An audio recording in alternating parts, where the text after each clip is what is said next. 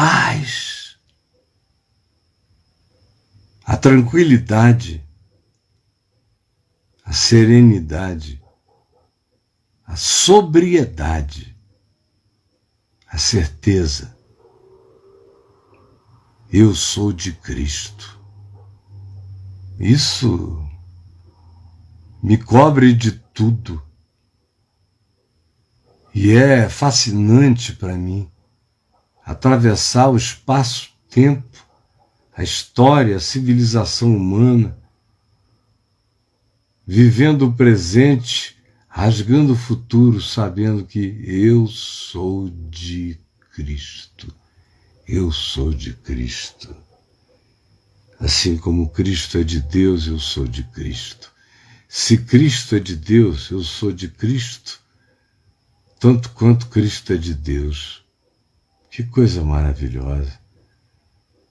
No mesmo nível em que Cristo é de Deus, eu sou de Cristo. No mesmo nível em que tudo é dele, tudo é meu, porque eu sou dele e estou nele. Olha só o recurso, para a gente não andar com medo dia nenhum da nossa vida, para a gente não se mediocrizar em nenhum momento da existência, para a gente não se amedrontar de nada. Aí ele prossegue, olha só, e diz, assim pois, esse pois evoca esse contexto todo, por causa disso tudo, importa é que os homens nos considerem, a sociedade, a percepção humana nos considere, nos respeite como ministros de Cristo. Que a sociedade nos considere, nos veja, nos respeite como ministros. Ministro significa servos. Como gente que está a serviço de Deus no mundo. Paulo está dizendo, é importante que a sociedade toda, ao olhar para nós, veja que nós somos gente de Deus, gente do bem, a serviço de Deus na viagem do espaço-tempo. Verdadeiros anjos, para quem a morte morreu e a vida não amedronta, gente que sabe que é de Cristo. Essas pessoas, a elas importa carregar esse significado histórico de serem servos de Cristo, vistos como servos de Deus, servindo a vida. E mais, é importante que essas pessoas sejam vistas como dispenseiros dos mistérios de Deus. O que é isso? O que é isso? De um lado, importa que os homens olhem para mim e digam, ali tem um cara do bem. Ali tem uma pessoa que veio a este mundo para servir a Deus, servir a Cristo, servindo ao próximo, servindo aos homens, servindo à humanidade. Está ali ele, no lugar onde ele está, onde a mão dele pega, ele está servindo a Deus, é um ministro, é servo. De outro lado, é dispenseiro dos mistérios de Deus. Não é alguém que está aqui para ficar inventando coisas sobre Deus. O que para Paulo, não para um pregador de algum lugar muito emocional e histriônico e gritalhão, se diga, não. Eu estou falando do que para Paulo, no primeiro século, significava ser dispenseiro dos mistérios de Deus. Para nós hoje aqui seria alguém que inventasse palavras, doutrinas, modas novas, revelações novas, coisas que Deus falou hoje de manhã. Seriam esses caras de produção abundante, do gabinete da fantasia, produzindo mistérios de Deus. Não. No primeiro século, para Paulo, mistérios de Deus era o Evangelho, que tinha ficado, ele diz aos Efésios, que tinha ficado guardado, não discernido durante os aeões e os séculos, até que foi revelado na plenitude dos tempos por Jesus. Esse é o mistério outrora oculto e agora revelado. É o Evangelho, é Cristo. Cristo é o Evangelho é Cristo, é Jesus. Então, ele diz, importa que os homens nos considerem como gente que entrega por inteiro o mistério de Deus. Dispenseiros é o cara que cuida da entrega, cuida do silo ou do galpão dos víveres, dos pães da existência, dos elementos que geram vida na mente, na alma humana. E lembre de uma coisa, o primeiro texto cristão escrito do Novo Testamento foi a primeira carta de Paulo aos Tessalonicenses. Então não havia ainda evangelho nenhum escrito. Quando Paulo disse essas coisas que estão nas cartas, as cartas de Paulo, quase todas elas, precederam os evangelhos de Marcos, Mateus, Lucas e João. Então ele não estava podendo dizer, como diz o Evangelho de Marcos, ou nenhum dos evangelhos. Para ser um bom dispenseiro dos mistérios de Deus, o cara tinha que guardar na mente, na memória e no coração o Evangelho todo sem falsificação. Tanto da narrativa do que aconteceu, da história, tanto quanto do significado de cada coisa que Jesus disse, tanto quanto daquilo que foi palavra e profecia de Jesus acerca do que viria, tanto quanto tinha a ver com o sentido do que Jesus ensinou sobre a sua cruz e a sua ressurreição. Era isso que um bom dispenseiro tinha que saber. Ele tinha que saber dizer como Jesus mandou viver. Ele tinha que saber dizer o que aconteceu de fato na história e na narrativa de Jesus. Até a sua ressurreição. E até depois dela, quando ele ficou 40 dias, comendo e bebendo com os seus discípulos e falando-lhes a respeito do reino de Deus. Um bom dispenseiro tinha que entregar para quem quer que ouvisse, num tempo em que não havia nenhum testamento a ser lido, nenhuma Bíblia, nenhum evangelho, nada. O dispenseiro tinha que ser alguém que carregasse a palavra no coração. O bom dispenseiro dos mistérios de Deus tinha que ser um evangelho andante, ambulante, que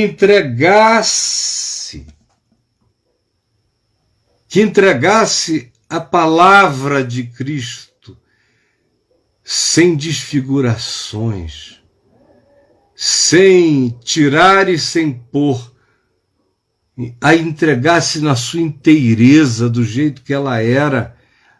Ora, se era assim no tempo em que tudo tinha que ser de memória e de coração, imagina hoje, quando eu tenho o privilégio de carregar essa narrativa, esse ensino, esses fatos da cruz e da ressurreição, e essa certeza de que se eu o invoco, ele habita em mim como ele me habita,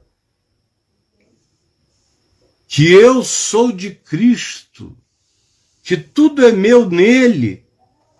Se eu tomo consciência desse privilégio, E se eu, de fato, carrego isso em mim com integridade e compartilho isso com todos os homens, é necessário que, portanto, eu seja considerado como alguém que não entrega falsificações do Evangelho.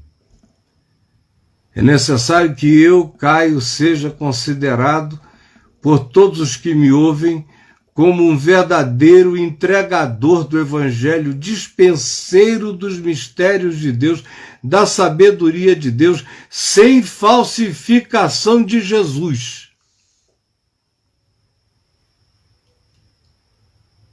Ora, além disso, o que se requer dos dispenseiros, desse indivíduo que abre aqui, que vem, que entrega, que dá pão, que dá recursos, que dá riquezas, que abre caminhos de percepção, é necessário também, Paulo diz, além disso, se requer dos dispenseiros, é que cada um deles seja encontrado fiel, pessoalmente, na vida que vive.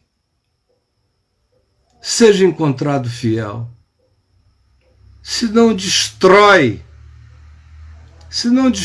tudo, se o dispenseiro, além de ter que entregar com integridade e inteireza o que lhe foi dado para distribuir, além de necessariamente ter que ser considerado um servo do bem de Deus e de Cristo, se requer que ele seja fiel, que ele carregue caráter, que ele tenha compromisso, que ele tenha raiz, que seja profundo. E fiel também se vincula à fé, porque aonde há fidelidade à fé, e aonde há a verdadeira fé, segundo o Evangelho, aí há fidelidade. De modo que, tanto mais quanto haja a fé de raiz, tanto mais há fidelidade, tanto mais quanto haja fidelidade consciente, mais existe fé comprometida. É necessário. Isto é necessário. É necessário. Todavia, a mim, pouco se me dá de ser julgado por vocês ou por qualquer tribunal humano, nem eu tampouco fico me julgando a mim mesmo. Eu sou de Cristo, eu estou em Cristo, porque de nada, todavia, me argui a consciência, eu estou em paz, de nada. Não estou carregando o peso de nenhuma natureza. Contudo, nem por isso eu me dou por justificado segundo a minha própria justiça. Eu só me dou por justificado na fé. Na fé. Pela graça de Deus, por causa dessa indescritível e absurda graça de Deus que me cobre. Eu sou justificado, eu não me dou por justificado por mim mesmo, jamais me daria, seria loucura. Não me dou por justificado, pois eu sei que quem me julga é aquele que penetra nos escaninhos do coração da gente, daquilo que a gente não conhece em nós mesmos. Você entendeu? Meu Deus, eu sou um ignorante de mim mesmo, eu sei a ponta do meu iceberg um pouco mais, mas a eternidade me habita, você já imaginou? A eternidade me habita.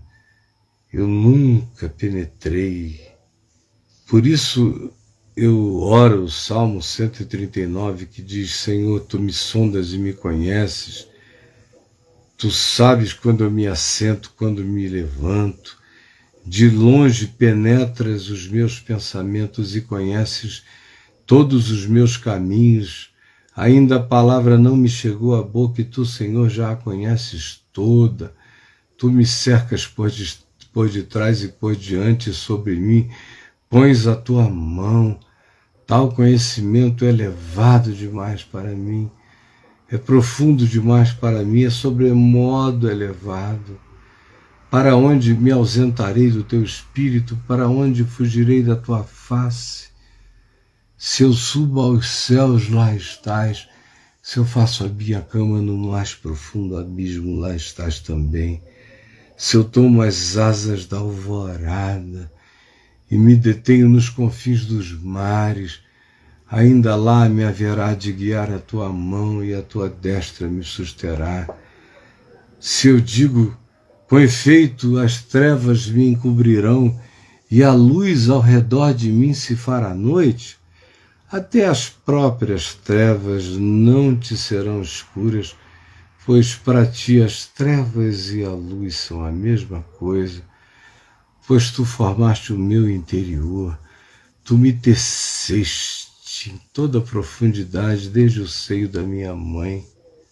Tu me viste quando eu era uma substância ainda informe, um plasma, e no teu livro foram escritos todos os meus dias, cada um deles escrito e determinado, quando nenhum deles havia ainda. Ó Senhor, quão preciosos para mim são os teus pensamentos, como é grande a soma deles. Se eu os contasse, excedem aos grãos de areia do mundo da terra. Eu contaria, sem jamais chegar ao fim. Tomara, ó Deus, tu convertas todos os perversos. Tomara, ó Deus, a tua misericórdia salve todos aqueles que caminham em trevas. Sonda-me, ó Deus, e conhece o meu coração, prova-me, e conhece os meus pensamentos. Vê se há em mim algum caminho mau, e guia-me pelo caminho eterno. É aqui, eu não conheço ainda nem a mim mesmo, nem você. A gente não sabe nada de si próprio.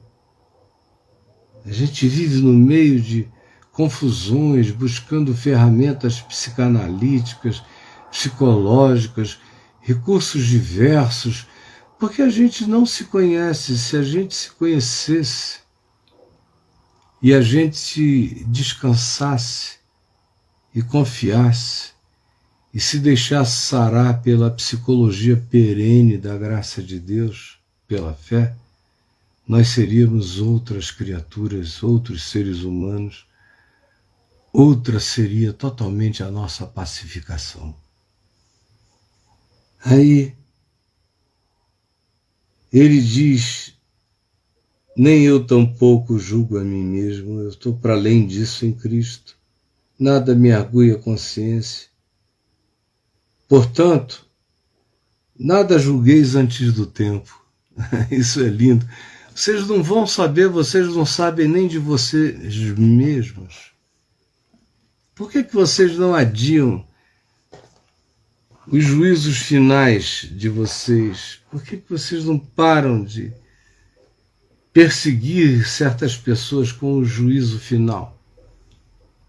Ou por que vocês não param de perseguir a si mesmos em estado de arguição e de sentença culposa o dia inteiro, de neurose exacerbada e constante, crônica e crescente no ser?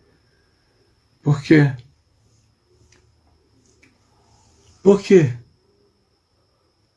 Por que vocês não param de julgar? Não julgueis nada antes do tempo. Aí ele diz quando é o tempo, até que venha o Senhor. Para ele está de modo imediato pensando na volta de Cristo, na parousia. Mas além de que ele está falando de modo imediato na parousia, ele também sabia que o Senhor vem muitas vezes, que o próprio Senhor veio para ele quando ele não estava esperando. Ele próprio sabia que o Senhor tem liberdade de vir quando queira, vir sem ser com todo o olho vendo, vir e se manifestar como bem entenda. Ele é livre. Quem conheceu a mente do Senhor? Quem o sondou? Para quem ele deu explicações? Paulo é quem diz isso, ele sabe disso. Ele sabe que além da volta do Senhor, além da nossa volta para o Senhor, ele sabe que o Senhor aparece na nossa vida quando ele quer. Que existe o tempo de Deus aparecer na vida da gente. Na minha vida já houve esse tempo dezenas de vezes. Quando de repente o Senhor chegou. Eis que eu estou à porta e bato. Se alguém ouvir a minha voz e abrir a porta, eu entrarei em sua casa, cearei com ele, ele comigo. Ele chega e bate. Não é só quando ele voltar e todo olho verá, não é só quando a gente vai para ele, é quando ele se manifesta a nós ainda aqui, até que volte o Senhor. Aí, quando o Senhor se manifesta assim, a gente se enche de luz, a gente enxerga o que não enxergava. A gente discerne a nós mesmos. A gente leva cada susto com os nossos processos mentais, com as nossas piedades falsificadas, com as nossas misericórdias cheias de vaidade. A gente encontra no coração as coisas que jamais tínhamos encontrado por qualquer meio ou por qualquer acesso de ferramenta espiritual de autoanálise. É quando o Senhor volta e ele chega para a gente, chega inesperadamente. É que o tempo da gente se ver, da gente se enxergar, da gente se entender, da gente se julgar, da gente se discernir e da gente se curar, e da gente se expor, e da gente ficar nu diante de Deus, e da gente aceitar todo trato, e não esconder nada, porque nada pode ser escondido. Quando chega o Senhor, ele visita e chama a nossa interioridade mais profunda do avesso. Ele também revela as nossas inimizades renitentes, ele também mostra a importância e o significado das coisas que a gente guarda achando que são ninharias permissíveis do nosso ser e não são, até que volte o Senhor, até que volte o Senhor, até que chegue esse tempo. Até que venha o Senhor, o qual, presta atenção, não somente trará à plena luz as coisas ocultas. Olha que coisa extraordinária. Quando chega esse dia dele vir, assim como quando ele vier definitivamente, assim como quando a gente vai para ele, assim também quando ele chega para nós aqui na história, de repente, aí é o tempo desse juízo, dessa crise de salvação, é o tempo, o qual manifesta, traz à plena luz as coisas ocultas das trevas, as coisas ocultas do nosso inconsciente, as coisas que estavam para além de qualquer alcance da gente, de repente, ele traz tudo isso à luz, essas coisas ocultas. Você não tem a menor ideia das milhões de coisas ocultas que estão imersas na maior profundidade do seu ser e que você não quis que fossem tratadas até o dia de hoje, mas vai chegar a hora em que o Senhor virá a você. Que o Senhor virá. Nesse tempo, nessa hora, Ele trará à plena luz as coisas ocultas das trevas. E não somente isso, mas também manifestará os desígnios dos corações, aquelas coisas que estavam guardadas no coração de pessoas que a gente não imaginava que fossem dele e são. Que o levassem no coração e o levavam. Não há nada oculto que quando vem o Senhor não venha a ser revelado, não venha a ser manifestado. Inclusive os desígnios ocultos, meu Deus, como eu tenho visto, quando chega o tempo, quando chega a hora, quando o Senhor vem, quantos desígnios ocultos se manifestam. Quando o inconsciente da gente é virado ao contrário, do avesso, quando ele traz à plena luz as coisas ocultas das trevas e manifesta os desígnios dos corações. É aí que cada um recebe o seu louvor, a sua validação. Quando isso acontece no tempo presente,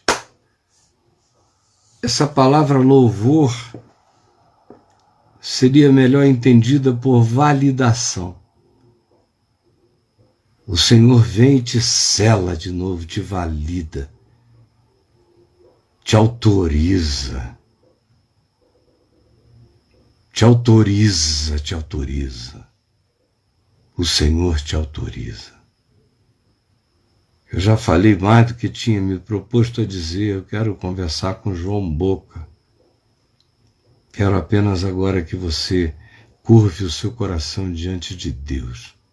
Senhor Jesus, que essa tua palavra tenha sido compreendida e que o poder transformador e revelador dela se manifeste e que tu rasgue os segredos, os véus dos corações. É o que eu te peço, em nome de Jesus. Amém e amém.